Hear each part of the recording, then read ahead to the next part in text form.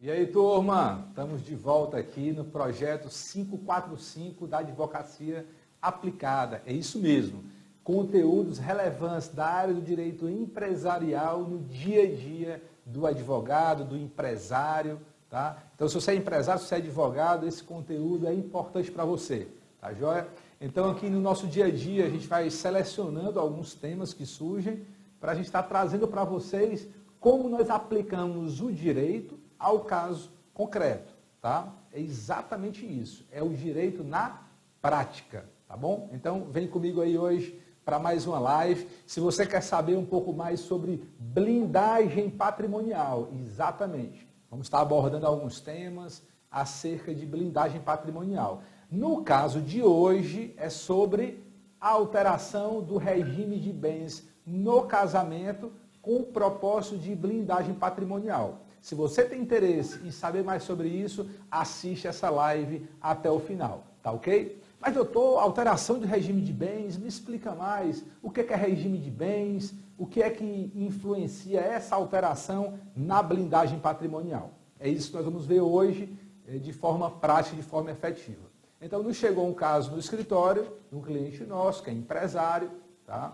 E ele está precisando proteger o seu patrimônio, que é o que a gente chama comumente de blindagem patrimonial. Como é que o empresário ele pode trazer proteção patrimonial, não só para si, mas para a sua família, resguardar patrimonialmente? Então, existe um trabalho que nós desenvolvemos no escritório, que é a questão da blindagem patrimonial, tá? E é feito através de um planejamento, não é algo simplesmente aleatório. É feito um estudo específico da situação do empresário ou de um profissional liberal que tenha patrimônio, tá? E aí a gente traça literalmente ações efetivas para trazer proteção patrimonial.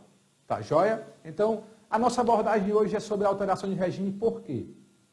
Porque esse casal de empresários, quando eles foram convolar núpcias, nos termos do artigo 1658, ele prevê que ele pode escolher o regime de bens, tá? Então, o artigo 1639, ele diz lá que os nubentes, os noivos, quando vão convolar núpcias, vão se casar e dar-se em casamento, eles podem escolher o regime de bens, tá?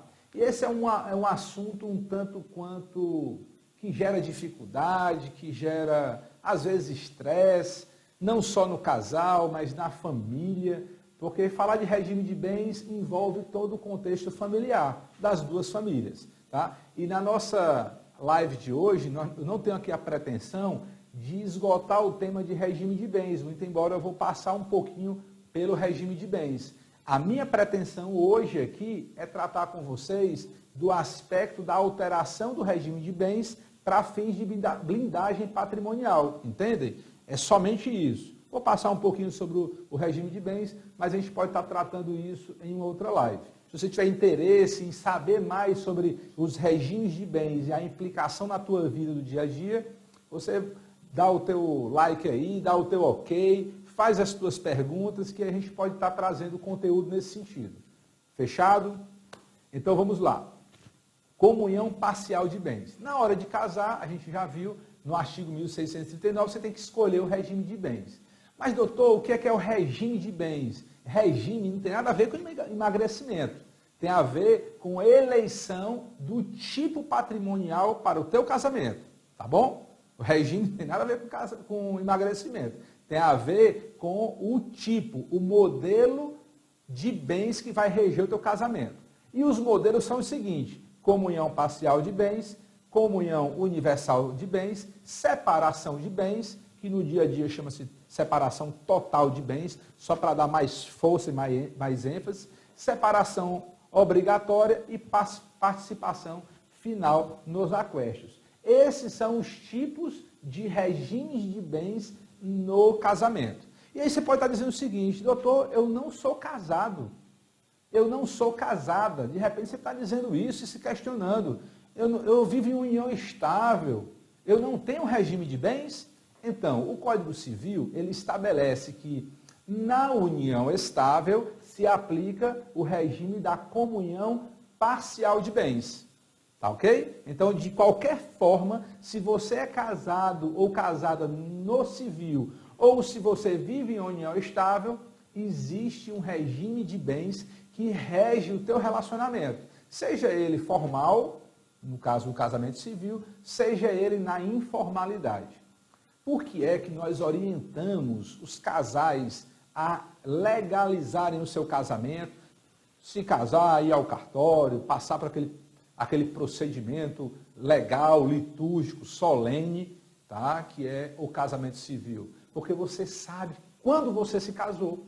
Você tem um documento. O que é que você é? Qual é o seu estado civil? Aí você diz, eu sou encha, né? Você infla o peito, eu sou casado, né? Então você fala com todo orgulho, eu sou casada. Entende? Não é só por isso. Tá? Isso aí é um motivo de alegria, de regozijo, mas não é a razão de você celebrar o casamento. É porque você tem uma prova de quando você começou a tua união, o teu matrimônio com o teu companheiro ou com a tua companheira, tá certo? Então é aqui que vem a aplicação do regime de bens, porque o Código Civil diz, com o casamento, inicia-se, no caso do casamento civil, inicia-se o regime de bens, entende? Entende a importância do casamento civil? Porque aplica-se o regime de bens depois do casamento. Mas, doutor, por que isso é importante? Porque na união estável, os casais que se separam na união estável se recordam do período da separação. Não se recordam quando começou. Porque o tempo vai passando, os anos vão passando, aí você não sabe mais se foi no ano 2010, se foi no ano 2009, você não lembra mais o mês, principalmente se tiver uma questão patrimonial envolvida. Aí é que o esquecimento é geral, entende? Então, assim, na união estável, aplica-se o regime da comunhão parcial de bens. Doutor, e o que é isso, comunhão parcial de bens? É que todos os bens adquiridos, amealhados na constância do casamento, eles se comunicam. E aí o artigo 1659, ele diz os casos dos bens que não se incluem. Tá? Por exemplo, doação e herança com cláusula de incomunicabilidade não se comunicam. Quer ver outro bem que não se apresenta nesse caso aqui, que se exclui na comunhão parcial de bens? São os bens particulares. Doutor, por favor, não faça isso. O que é bens particulares? Bens particulares são aqueles bens que você amealhou, que você adquiriu antes do casamento, tá? Então, antes do casamento civil, esses bens, eles não se comunicam, eles se excluem. Ora, se você está em união estável, fica aquele limbo. Que data foi que começou?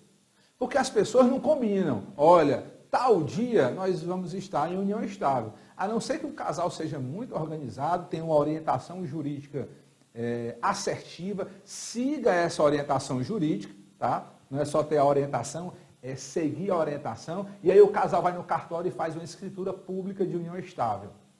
Maravilha, serve como tal qual a certidão de casamento civil, certo? Porque você tem uma data de início. E uma data de início principalmente para questões patrimoniais. Tá? Então, se o bem é particular, ele é anterior ao casamento ou anterior à união estável, ele não se comunica. Mas se a tua união estável não tem um registro de data, essa data ficou meio em aberto. De repente, você ganhou na Mega Sena, não está em união estável, começa uma união estável, complicou a história. Tá? De repente você foi promovido ou você desenvolveu um business, desenvolveu um negócio de sucesso, passou a ganhar muito dinheiro e de repente começa uma união estável. Aí você não sabe a data de início.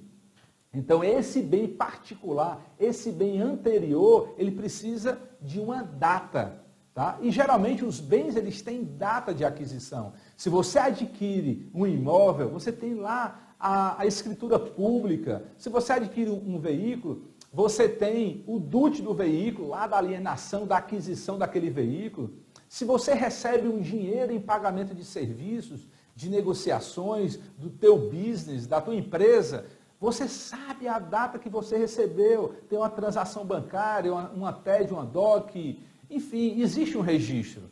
Agora, na união estável não se tem registro, salvo se tiver uma escritura pública. Aí você consegue separar. Entendeu, turma, aí a importância do casamento civil para fins patrimoniais? Mas doutor, se eu ficar falando só de separação, de divórcio, olha, o meu casamento é eterno. Ótimo. Na verdade, o casamento, ele veio para ser eterno. Isso não é de hoje não, é desde a história do início da humanidade. As pessoas se juntaram para passar a vida toda juntas. Tá? Nós, seres humanos, temos essa capacidade de nos vincular a uma pessoa e ser feliz o resto da vida. Entretanto, no decorrer da história da humanidade, isso não foi unanimidade. Apareceram aqueles que começaram a se divorciar, tá? Começaram-se e aí veio até o repúdio, se for ver pela parte histórica, né? O homem repudiando a mulher e aquela mulher repudiada não conseguia se incluir na sociedade. Enfim, uma confusão grande que se estabeleceu na sociedade. E aí veio o regime de bens para esclarecer, voltando para a nossa aula aqui, esclarecer como se dá a divisão patrimonial. Tá certo, turma? Tá claro até aí? Então tem o regime da comunhão universal de bens. Todos os demais regimes, comunhão universal de bens, separação de bens, a obrigatória e a participação final em aquestos, todos eles, para você escolher antes de casar, você precisa fazer um pacto antinupcial. Tá? É um documento próprio, de escritura pública, feito no cartório, tudo bonitinho. Não é minha intenção aqui adentrar nisso, só para te esclarecer. Tá? Se você chegar no cartório para casar hoje, é o da comunhão parcial de bens. Nem me perguntam, só avisam. Ó, regime da comunhão parcial de bens, tudo certo? A maioria das pessoas não sabe o que é e vão do jeito que está. Tá certo? Então agora você já está sabendo, não tem mais desculpa. Você vai saber agora a base desses regimes. Então, da comunhão universal de bens, o nome já diz, de forma universal, de forma ampla, todos os bens se comunicam. Não interessa se eles são anteriores ao casamento, tá?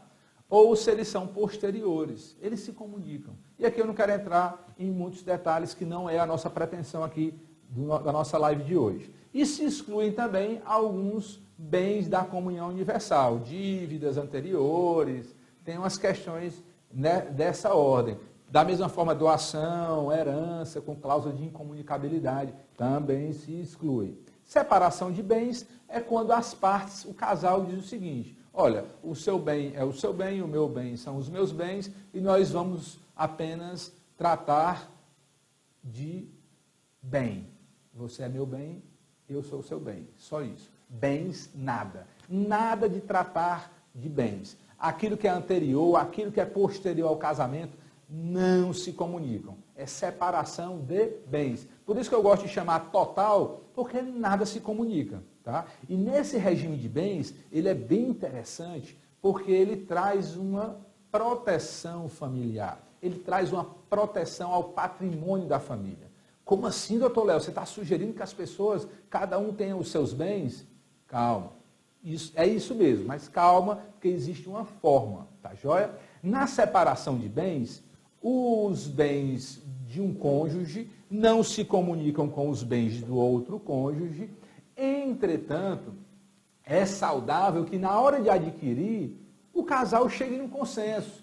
Meu amor, vamos adquirir aqui um imóvel, vamos. Olha, essa casa de praia ou esse apartamento aqui de segunda moradia, tá, vamos adquirir aqui. Como é que é o percentual? Quanto é que você está entrando? Ah, o imóvel é 1 milhão, eu estou entrando com 600 mil e você com 400. Coloca 60% em nome de um, 40% em nome do outro. Isso é justo, tá? E aí nós temos uma situação interessante. No regime de separação de bens, as pessoas estão casadas porque se amam, porque querem estar casadas, e não porque precisam, porque os bens já estão separados. Tá? Então é uma questão muito interessante o da separação de bens. E doutor, que proteção é essa que ele traz? Então vamos lá. Ele traz a proteção porque ele não invade o patrimônio do outro cônjuge. Porque cada cônjuge tem sua responsabilidade e sua obrigação. Ele pode gravar em ônus, ele pode alienar, ele pode fazer o que ele quiser, porque todas essas demandas só recaem sobre o que ele fizer, não atinge o patrimônio do outro cônjuge. Tá? Então existe uma proteção patrimonial nesse sentido. Então se você vai casar, ou se você já está casado e pretende trazer uma maior proteção patrimonial, inclusive para a tua família, uma das opções é o regime da separação de bens. Tá? E aí tem uma forma organizada de distribuir esse patrimônio para ser justo e para proteger o patrimônio. Tá? Tem que ter um senso de justiça na hora de adquirir, para você não estar adquirindo e colocando só no seu nome e deixando outro cônjuge sem nada, tá? Porque todos participam de uma forma ou de outra, então pode ter aí uma flexibilidade nesse sentido. Os bens já estão separados, em caso de divórcio, a briga, a confusão é bem menor, porque o regime já separa a parte patrimonial e, assim, estatisticamente, aonde se tem maior índice de problema é justamente na questão patrimonial. Os maiores índices de questionamentos, de divórcios litigiosos, é quando entra na questão patrimonial. Tá? Então, fica a dica aqui. O da separação obrigatória é para quem tem mais de 70 anos, está lá no artigo 1641 do Código Civil, e também para aqueles que precisam de autorização judicial para casar. Também tem que ir nesse regime. E participação final de aquestos é quando ambos, cada um tem o seu patrimônio, seja antes, seja depois do casamento, e na hora de se separar, sentam e faz o que é o que chamam de aquestos, que são a relação dos bens, no final do casamento. Encerrou o casamento, encerrou. Vamos ver o que é que nós compramos juntos de forma onerosa e vamos dividir isso. Tá? O restante, aquilo que não foi adquirido de forma onerosa conjuntamente, não se divide. É um regime muito pouco utilizado, mas bem interessante do ponto de vista de justiça na hora de dividir o patrimônio, mas muito pouco utilizado.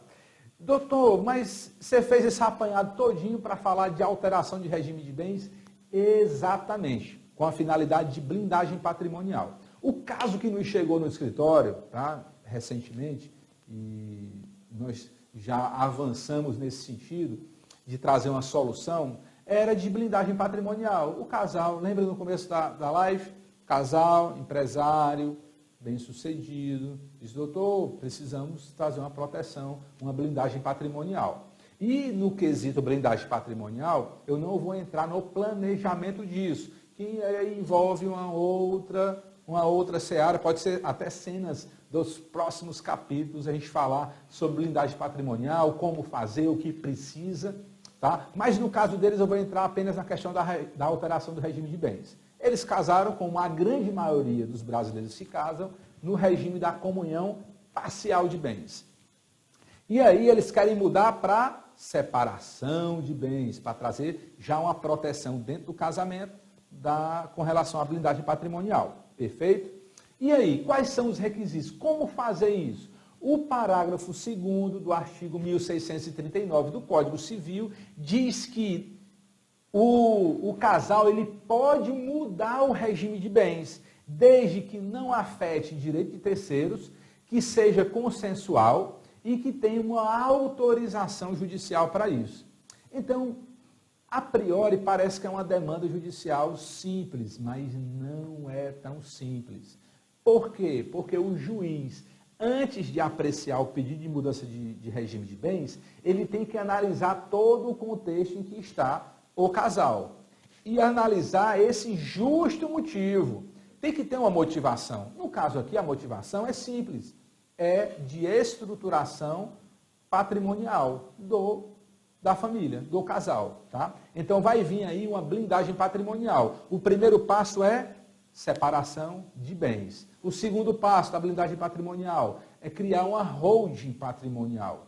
E aí, cenas dos próximos capítulos. Se você quer saber mais sobre holding patrimonial, aguarde aí que a gente pode estar, dependendo do volume de demandas, de questionamentos, a gente pode estar falando sobre isso, como constituir uma holding patrimonial, tá joia? Mas aqui, dentro desse cenário, é ingressar com a ação, tá? E aí, no caso, a gente vai ter que juntar todos os atos constitutivos da empresa, certidões negativas, os impostos de renda das partes, justificar, olha, são empresários, não têm dívidas, aí vem a parte fiscal, certidões forenses, Justiça do Trabalho, certidão forense estadual, certidão forense da Justiça Federal, juntar as certidões fiscais dos físicos municipal, estadual e federal, do casal e das empresas, tá?